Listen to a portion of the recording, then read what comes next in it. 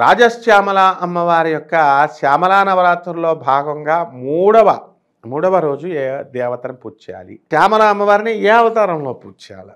నవదుర్గల్లో మరి అమ్మవారు దుర్గాదేవి కదా, నవదుర్గల్లో మూడవ అవతారమైనటువంటి చంద్రఘంట అమ్మవారు. కాబట్టి ఈ చంద్రఘంట జగజ్జనని మనకి అమ్మవారికి మనం నవదుర్గల్లో ఒకటిగా ఉన్నటువంటి ఈ తల్లిని మనము పూజ చేయాలి.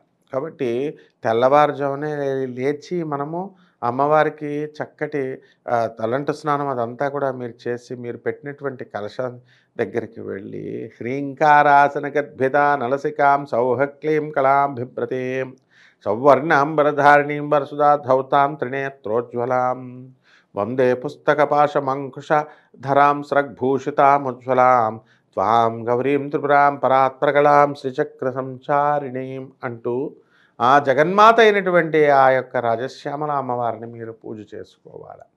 ఇక్కడ ఏమిటంటే ఆచారంలో మనకి దశమహావిద్యలు ఉన్నాయి, తాంత్రిక దేవతలు అమ్మవారు. కాబట్టి తాంత్రిక దేవతలు అంటే కపాలాలు పెట్టడాలు, ఈ కోడిగుడ్లు పెట్టడాలు, కోళ్ళను కోయడాలు, బర్డ్ సాక్రిఫైస్, యానిమల్ సాక్రిఫైస్, జంతు బలులు ఇలాంటివి ఏమీ కూడా ఇవ్వకూడదు. మందు గిందు పెట్టడం అలాంటివన్నీ కూడా నిషిద్ధ కర్మలు, అవన్నీ కూడా అవి చేయకూడదు.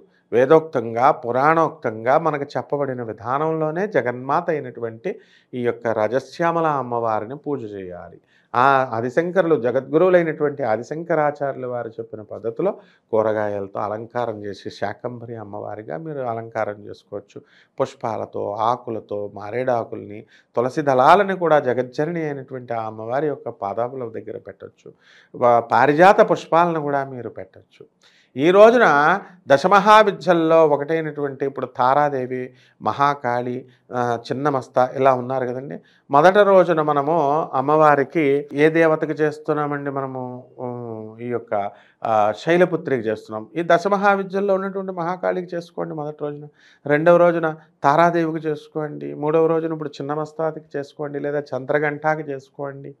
బుధుడికి అధిపతి అయినటువంటి ఈ తల్లి మాతంగి అమ్మవారు మన యొక్క బుద్ధిర్బలాన్ని పెంచుతుందన్నమాట. అలాగే బాలా త్రిపుర సుందరి, ఇప్పుడు మనం దేవీ నవరాత్రులు చేస్తామండి. అప్పుడు మనం చేసినప్పుడు ఏం చేస్తాం? లలితా పరమేశ్వరి, బాలా త్రిపుర సుందరి, తర్వాత దుర్గాదేవి, కాత్యాయని, మహాగౌరి, ఇలా ఎలా అయితే మనం చేస్తామో అలా దేవి అమ్మవారిని ఏ రూపంలో పూజ చేసినా కూడా ఈ యొక్క శ్యామల అమ్మవారి యొక్క ఈ నవరాత్రుల్లో మనకి అమ్మవారి పూజ చేసుకోవచ్చు. లేదా శుభ్రంగా ఒకటే రాజశ్యామల అమ్మవారి యొక్క మాతంగి నీల సరస్వతి అమ్మవారి యొక్క ఫోటోని పెట్టుకుంటారు కాబట్టి, కలశ స్థాపన చేసుకుంటారు కాబట్టి ఆ రోజున అమ్మవారి కుంకుమార్చన చేయండి. ఓం శ్యామలాయై నమః, ఓం రాజశ్యామలాయై నమః అంటూ మనం చేసుకోవచ్చు. ఓం జై జనని సుధాసముద్రాంతహృజ్జన్మని ద్వీప సంరూఢ బిల్వాటమీ మధ్య కల్పద్రుమా కల్పకాదంబకాంతారవాస ప్రియే కృత్తివాస ప్రియే సాదరారబ్ధ సంగీత సంభావనాలోల నీపస్రగా బద్ధ చూళే సనాధత్రికే సానుమత్పుత్రికే అంటూ ఆ జగజ్జననిని మనము ఈ చంద్రఘంట అమ్మవారిని మనం పూజ చేసుకోవాలి. యా దేవీ సర్వభూతేషు నిద్రారూపేణ సంస్థిత నమస్తస్యై నమస్తస్యై నమస్తస్యై నమో నమః అంటూ ఈ మూడవ రోజున మీరు పూజ చేసుకున్నప్పుడు మీ శత్రు బాధలు తగ్గిపోతాయి.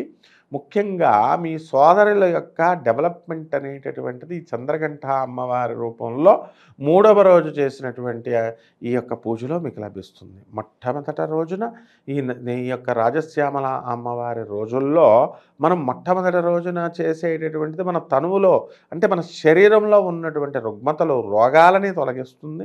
రెండవ రోజున మన అమ్మవారికి మనం పూజ చేసినప్పుడు మనము ఆ జగజ్జనని శైలపుత్రి ద్వితీయ బ్రహ్మచారిణి రూపంలో చేసినప్పుడు మనకి ధనాన్ని ఇనుమడింపజేస్తుంది. ఆదాయ వృత్తులన్నిటిలో, ఉద్యోగాలలో మీకు సంపాదన పెరుగుతుంది. ఈ రోజున మూడవ రోజున మనకి సోదరుల డెవలప్మెంటు, తల్లితో విరోధాలు ఇవన్నీ కూడా తొలగిపోతాయి అన్నమాట. ఇకపోతే ఉపాసన చేసేటటువంటి వాళ్ళు చాలామందిని నేను చూశాను. వాళ్ళ పప్పులో ఎక్కడ కాలేస్తారంటే మామూలుగా ఈ మంత్రాలని, ఆ మంత్రాలని 14 మంది గురువులున్నారని వీళ్ళ దగ్గర, వాళ్ళ దగ్గర చేసి కన్‌ఫ్యూజ్ అయిపోయి లాస్ట్‌కి ఉపాసన దేవతనే అనుమానించే స్థాయిలోకి వెళ్ళిపోతారు.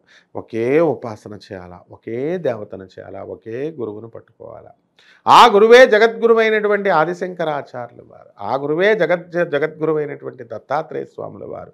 ఆ గురువే జగద్గురువైనటువంటి శ్రీకృష్ణ పరమాత్మ. కాబట్టి మనము అలా సాధన చేయాలి. కాబట్టి మీరు కలశానికి పొద్దున్నే లేచి కలశాన్ని చక్కగా అలంకారం చేసి పువ్వులతో, ఎర్రని పుష్పాలతో, చామంతి పువ్వులతో, సన్నజాజి పూలతో, నందివర్ధన పువ్వులతో మీరు చక్కగా చేసుకొని అమ్మవారికి వడలు తయారు చేసుకొని అవన్నీ మనమే కదండి తినేది.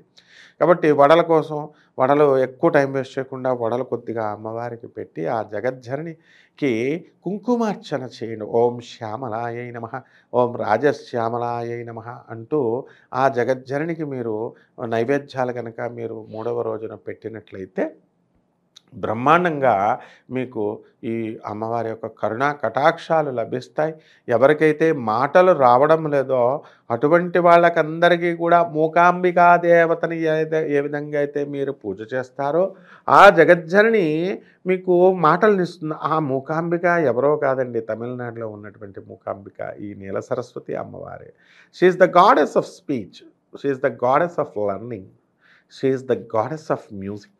కాబట్టి ఎవరైతే సంగీత విద్వాంసులు కావాలనుకుంటున్నారో, ఎవరైతే చదువుల్లో రాణించాలనుకుంటున్నారో, ఎవరైతే అక్షరాభ్యాసాల కోసం ఈ వసంత నవరాత్రుల్లో మీరు చేయాలని అనుకుంటున్నారో అటువంటి వాళ్ళంతా కూడా ఈ జగజ్జనని మూడవ రోజున మీరు కనుక ఈ రూపంలో అమ్మవారిని మీరు పూజ చేసినప్పుడు బ్రహ్మాండంగా మీకు చక్కటి ఫలితాలనేటటువంటివి మీకు లభిస్తాయన్నమాట. కాబట్టి కుంకుమార్చన చేయండి, చందనం వేయండి, వస్త్రాలు షోడశోపచారాలతో మీరు ఇవన్నీ కూడా మీరు పూజ చేసుకోవచ్చు. శ్రీమాత శ్రీ మహారాజ్ఞి శ్రీమత్ సింహాసనేశ్వరి చిదగ్నికుండ సంభూత దేవకార్య సముద్యత. ఆ తల్లి జగజ్జనని అయినటువంటి ఆ తల్లి దేవకార్య సముద్యత అంటే దేవతలకు మాత్రమే చేసి పెడుతుందేమో అని మనం అనుకుంటాం. దేవతలకు మాత్రమే చేసేటటువంటి పనుల్లో స్పీడ్ చేస్తుందేమో అనుకుంటాం. కాదు, దేవతా కార్యాలంటే పవిత్ర కార్యాలు. దేవతలు ఎప్పుడు మంచి పనులు చేస్తారు. కాబట్టి మనం కూడా చేసేటటువంటి అవినీతి నిర్మూలన మరి ఇవన్నీ కూడా తొలగిస్తూ మనం న్యాయంగా ధర్మంగా మనం ముందుకు వెళుతున్నప్పుడు ఆ పనుల్లో ఆ జగజ్జనని మనకి తోడై వచ్చి మనకి పేదరికంలో కూడా పేదరికాన్ని కూడా అమ్మవారి పోగొడుతుంది. చాలామంది పాపం బాధపడుతూ ఉంటారు. ఏమండి మాకు చాలా సమస్యలు ఉన్నాయండి, పేదరికం ఉందండి, మరి భరించలేనటువంటి కష్టాలు ఉన్నాయండి అని. ఈ కష్టాలన్నింటినీ అమ్మవారి యొక్క పాదాలు పట్టుకోండి. అమ్మ దయ ఉంటే అన్నీ ఉన్నట్లే. కాబట్టి మీకు మీరుగా పూజ చేసుకోండి. అహంకారాన్ని పక్కన పెట్టండి. నాకు మాత్రమే అన్నీ తెలుసు అనేటటువంటి మూర్ఖత్వాన్ని పక్కన పెట్టండి. వినయేన శోభితే విద్య, వినయంతో వెళ్ళండి. గురువులు సరైనటువంటి గురువులను తానే అమ్మవారు మీకు పంపిస్తూ ఉంది. తానే జగజ్జనని అయినటువంటి ఆ యొక్క అమ్మవారే తానే గురువు రూపంలో మీకు వస్తుంది. మీ గురువు మీ యొక్క ఫ్రీక్వెన్సీ గురువు యొక్క ఫ్రీక్వెన్సీ మ్యాచ్ అవ్వాలా. మీరు కిలాడి అయితే మీ గురువు కూడా కిలాడి గురువే దొరుకుతాడు. మీరు మంచిగా సాధన చేయాలా, ఓపెన్గా ఉండాలి అంటే మీకు ఓపెన్ గురువులు దొరుకుతారు. కాబట్టి ఆ జగజ్జననికి తెలుసు ఏం చేయాలనేది. ఈ యొక్క మూడో రోజున మనకు పూజ చేస్తున్నప్పుడు చాలామందికి భక్తులకి చిలక, ఏమండి మా ఇంటికి చిలక వచ్చిందండి, లేకపోతే మా ఇంటి దగ్గర ఉన్నటువంటి చెట్టు దగ్గరికి చిలక వచ్చిందండి, అమ్మవారి నిదర్శనం పెరిగిందండి, కనబడిందండి అంటారు. నిజమే నాయన, సంతోషించండి. అమ్మవారు చిలక రూపంలో వస్తేనే మీకు అమ్మవారు నిదర్శనం ఇచ్చినట్టు కాదు. ఆ చిలక వచ్చినా రాకపోయినా కూడా ఆ జగజ్జనని అయినటువంటి రాజశ్యామల అమ్మవారు మీకు కరుణించినట్టే లెక్క.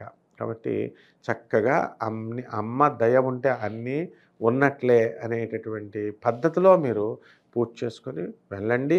దీనికి రాజశ్యామల అమ్మవారికి సంబంధించి అనేకమైనటువంటి కథలు ఉన్నాయి. మనం ఒక రాజ్యములో మనకి విక్రమాదిత్యుని కాలంలో రాజ్యంలో ఒక మాటలు రానటువంటి ఒక ఆయనకి మీకు ఇదైతే ఆ రాజశ్యామల అమ్మవారి యొక్క పూజ చేసుకోమని చెప్పి మహాకాళి భక్తుడైనటువంటి విక్రమాదిత్యుడు చెప్తే చేసుకుంటే మాటలు వచ్చినాయి. అలాగే జగద్గురువైనటువంటి ఆదిశంకరాచార్యుల వారు మరి శారదే మాం పాహి శారదే అంటూ మేము శారదే పాహి మాం శంకర రక్షమామని మనం శృంగేరిలో మనం ఆ జగజ్జనని అయినటువంటి అమ్మవారిని పూజ చేస్తాం, ఆదిశంకరులను పూజ చేస్తాం. కాబట్టి తోటకాచార్యుని ఉద్ధరించింది కూడా జగద్గురు అయినటువంటి ఆదిశంకరాచార్యుల వారే. ఆ శారదా అమ్మవారి యొక్క పాదాలు పట్టుకోమని, రాజశ్యామల అమ్మవారి యొక్క పాదాలను పట్టుకొని ఆదిశంకరులు స్తుతిస్తే అతన్ని అసలు మందమతిగా ఉన్నటువంటి తోటకాచార్యులు తోటకాష్టకాన్ని రాస్తారు ఆదిశంకరుల మీద. కాబట్టి ఇవన్నీ కూడా నిదర్శనాలు. నెమ్మదిగా అమ్మవారి కుంకుమార్చన చేసుకొని హారతిచ్చుకొని మీరు పూజ చేసుకోండి. అమ్మవారి అనుగ్రహం మీకు లభిస్తుంది. శుభమస్తు.